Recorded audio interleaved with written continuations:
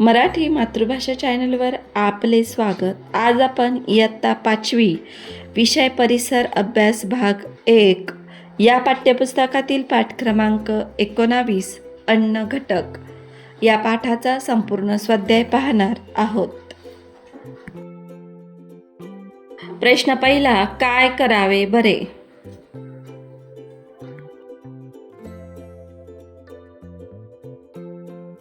शरीराला पुरेशी प्रथिने मिळायला हवीत.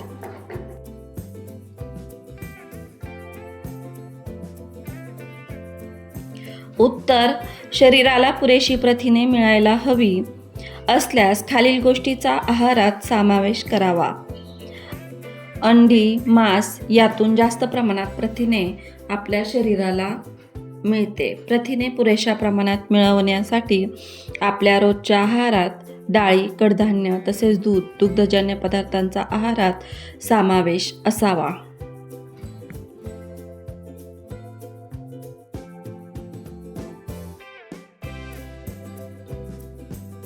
प्रश्न दुसरा, जरा डोके चालवा.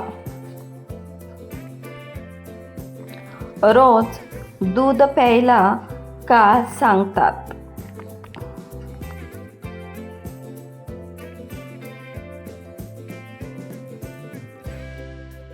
उत्तर, दुधामध्ये विविध प्रकारच्या शर्करा असतात. त्यांच्यापासून शरीराला ऊर्जा मिळते. आपल्या शरीराची सतत झीज होत असते. एखाद्या वेळेस शरीराला छोटी मोठी इजा होते. त्याची दुरुस्ती होण्यासाठी आवश्यक असणारी प्रथिने सुद्धा दुधातून मिळतात. दुधाने शरीराची वाढ व विकास चांगल्या प्रकारे होतो, म्हणून रोज दूध प्यायला सांगतात.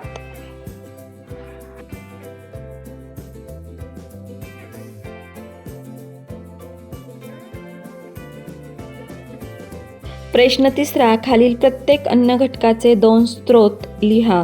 अ. खनिजे, विविध फळे, पालेभाज्या, मोड आलेली कडधान्य. आ. प्रथिने, मांस, अंडी, दूध, मासे.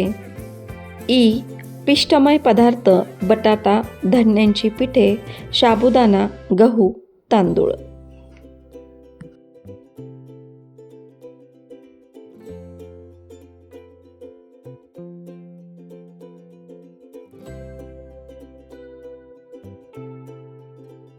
प्रश्न चौथा, रिकाम्या जागी योग्य शब्द भरा. अ. जीवनसत्वामुळे आपल्या शरीराला रोगांचा प्रतिकार करण्याची शक्ती मिळते. उत्तर आहे जीवनसत्वामुळे.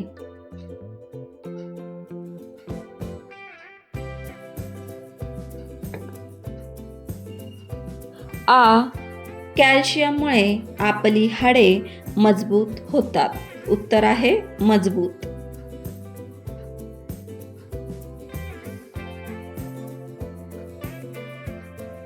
ई. गोड लागणाऱ्या अन्नपदार्थांमध्ये विविध प्रकारच्या शर्करा असतात. उत्तर शर्करा.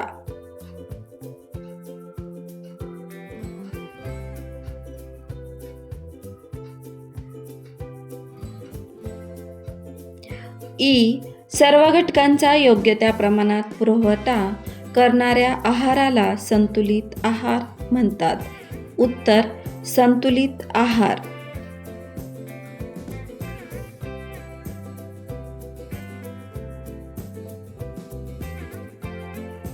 प्रश्न 5वा, प्रश्नांची उत्तरे लिहा.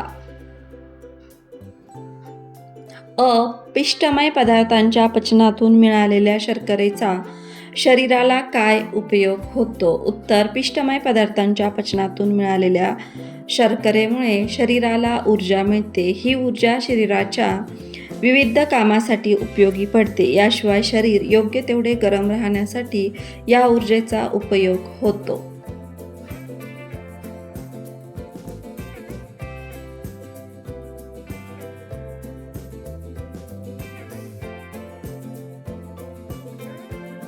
आ.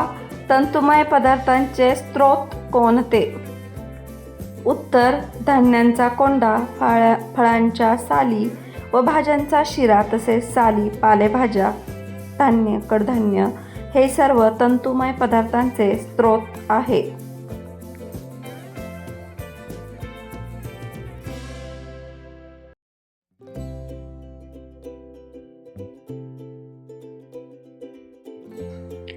इ. कर्बोदके कशाला म्हणतात? उत्तर. पिष्टमय पदार्थ, शर्करा व तंतुमय पदार्थ यांना एकत्रितपणे कर्बोदके म्हणतात.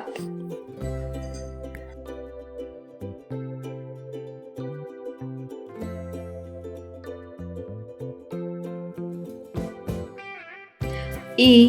कुपोषण कशाला म्हणतात? उत्तर. शरीराचे नीट पोषण होण्यासाठी आहारात सर्व अन्न घटक पुरेशा व योग्य प्रमाणात मिळणे आवश्यक असते. एखाद्या व्यक्तीच्या शरीरात काही अन्न घटकांची सतत कमतरता राहिली तर तिचे नीट पोषण होत नाही, याला कुपोषण असे म्हणतात.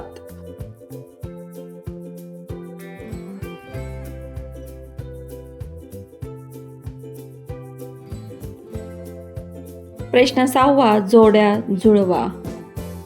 1. स्निग्ध पदार्थ तेल. 2. प्रथिने कडधान्य, जीवनसत्व धान्याचा कोंडा, खनिजे, लोह, पिष्टमय पदार्थ ज्वारी.